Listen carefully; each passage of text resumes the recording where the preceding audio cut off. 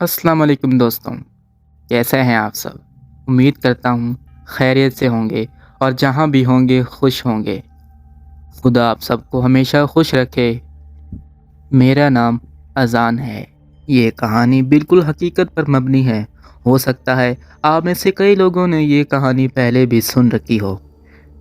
आज से 15 साल पहले की बात है। उस वक्त लोग बहुत ज़्यादा फिल्में देखते थे, सीडी या डीवीडी प्लेयर्स पर। दो तीन दोस्तों की महफिल और एक हॉरर फिल्म। कहीं कहीं अंदर से डरे हुए होते, लेकिन ठहके लगाते हुए लोग। हमारा दोस्त अकरम भी इन्हीं महफिलों का मुस्तकिल रुकन हुआ करता था। लेकिन उसकी एक अजीब आदत थी कि जैसे ही किसी हॉरर फिल्म में हीरो या हीरोइन किसी वीराने में अपना कदम रखते, अकरम की एक ही आवाज़ गूंजती, यार ये लोग करने क्या गए थे वहाँ पर। और उसे हम ये हर बार समझाते कि यार एक फिल्म ही तो है, तू अकल ना लड़ाया कर।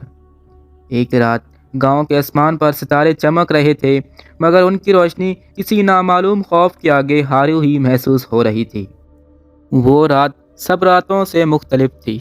उस रात अकरम की आँख खुद ब खुद ही खुल गई, जैसे किसी ने कांधे पर हाथ रख कर हिलाया हो।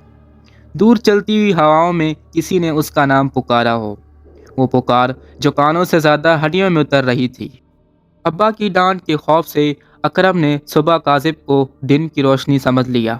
दूध का बर्तन हाथ में उठाया और साइकिल पर बैठकर निकल पड़ा।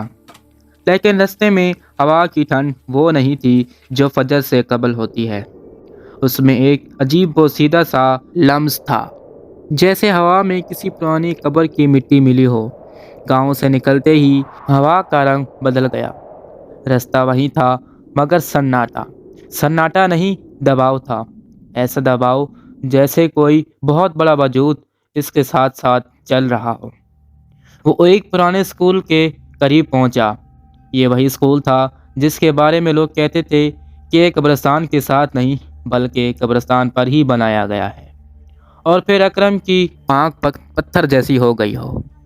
फुटबॉल ग्राउंड में 3 से 4 नन्हे मुन्ने बच्चे, सारा बदन सफ़ेद, बिल्कुल बेआवाज़, वो सब गोल पोस्ट पर झूल रहे थे। न रोना न हंसना, सिर्फ झूलना। अकरम की साइकिल झटका खाकर रुक गई।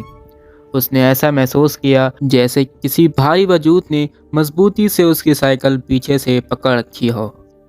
फिर एक ही लम्हे में वो सब बच्चे वहाँ से गायब हो गए और गहरी खामोशी पूरी फिजा में छा गई। अकरम के घुटनों में से जान ही निकल गई। वो समझ गया कि जिसे वो सुबह समझ कर निकला था, वो सुबह नहीं थी। ये वही वक्त दीगर था जिसमें ज़िंदा और गैर ज़िंदा के दरमियान फासला इंतहाई कम पड़ जाता है।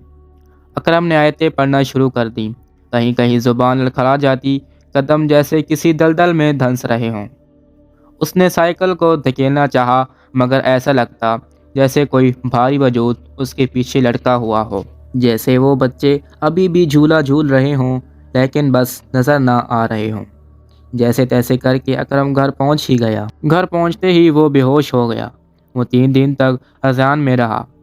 फिर कुछ होश आया, सांसें सीधी हुईं, मगर उस रात के बाद अकरम की ज़िंदगी वैसे ना रही। वो अक्सर रात को अचानक जाग जाता और कहता कि उसे ऐसा महसूस होता है जैसे दरवाजे के पास कोई खड़ा हो। कभी कभी वो कहता कि उसे ऐसा महसूस होता है जैसे वो बच्चे अभी भी झूल रहे हों, हवा के बगैर, बिल्कुल खामोश। एक बार उसने ये भी बताया कि उस रात वो बच्चे गायब नहीं हुए थे, सिर्फ पीछे हटे थे, जैसे इंतज़ार में हों किसी और गलत सुबह के और किसी और बेदारी के। सबसे अजीब बात, अकरम ने वो सवाल करना छोड़ दिया जो वो अक्सर कहता था, यार ये लोग करने क्या गए थे वहाँ पर। क्योंकि अब वो जान चुका था कि बाज़ जगहों पर इंसान अपनी मर्ज़ी से नहीं, बल्कि बुलाया जाता है, और जहाँ इंसान खुद बुलाया जाए वहाँ से वापस आना हर किसी का मुकद्दर नहीं होता। तो दोस्तों, उम्मीद करता हूँ आज की कहानी आपको पसंद आई होगी। अगर अच्छी लगी तो वीडियो को लाइक करने, चैनल को सब्सक्राइब करना ना भूलें। मैं मिलूँगा आपसे एक और स्टोरी में, तब तक के लिए अल्लाह हाफिज़।